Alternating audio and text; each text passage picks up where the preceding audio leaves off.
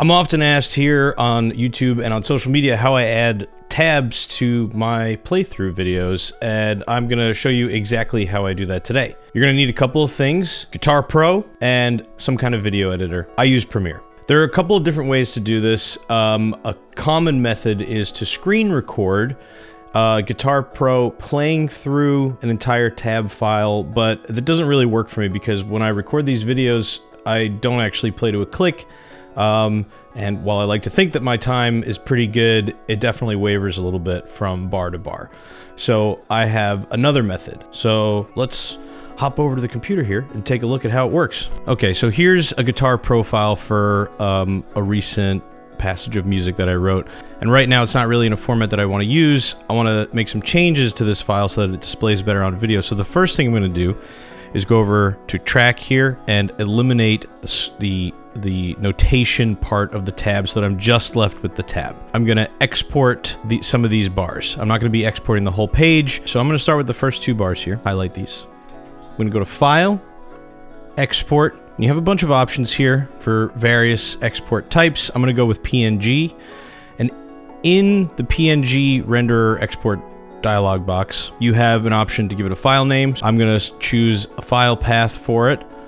I can choose resolution, and here's the important part right here. Transparent background, I have that turned on. And then we're just going to export the selection. So when I hit export here, it's going to render out that file, and then boom, you have your two bars of music that you selected. We can start working on how we're going to fit this into a video. So let's move over to Premiere, and I'll show you exactly how I add this in. All right, so here I've got a video that I released, this was last week now, and I want to start putting the tabs over it. In Premiere, I've already imported all of my 2-bar segments for the tab overlay. So here I've got bars 1 and 2 right at the beginning of the song, so I'm going to drag this down to my timeline here, and you can see immediately that it's like impossible to read, and there's some extra information on here, so we got to make some changes to this PNG. I'm going to go over to Effects in Premiere, and the first thing I'm going to do is Channel Invert.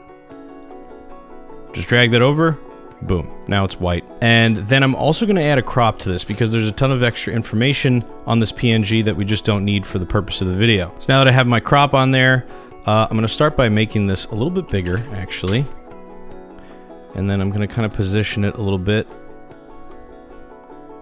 And now, obviously, I want to remove the title, the tuning, and the tempo marking. None of that needs to be in there. So that's why I put the crop on there. I'm going to crop out the top of this file.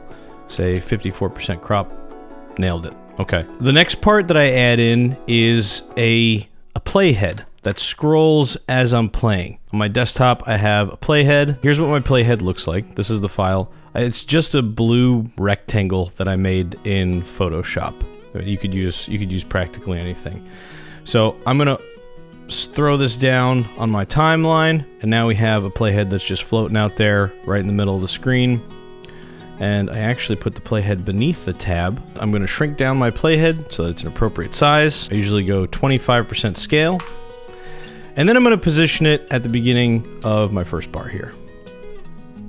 So now, the last step to getting this to look like animated tab playthrough video is to keyframe this playhead. So I'll find the start of my riff, and that's right here when I got this hammer on. Add in a keyframe for the beginning, and then I'm gonna let this video play through. Okay, once I get to this note right here, that's when I'm gonna add in my next keyframe, slide the playhead over there, and then boom, we got our first bar all settled. And then I'm gonna find the beginning of the next bar, and that's right here. Another hammer on, or a tap. Move my playhead over, and then I'm going to do the same thing. Let it play through, and I'm going to find this note in the video. Okay, found it. And I'm going to slide that over here, and there we go.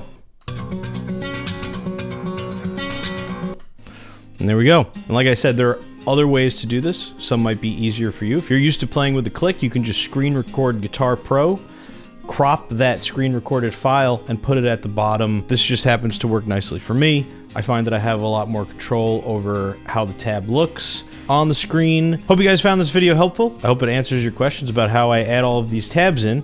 Feel free to use it. And I also want to shout out all of my Patreon supporters.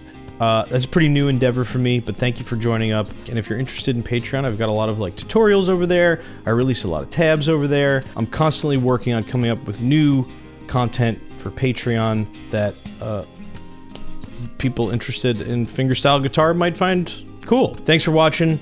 Hope you guys have a good remainder of the year, and I will see you in the new year. Cheers.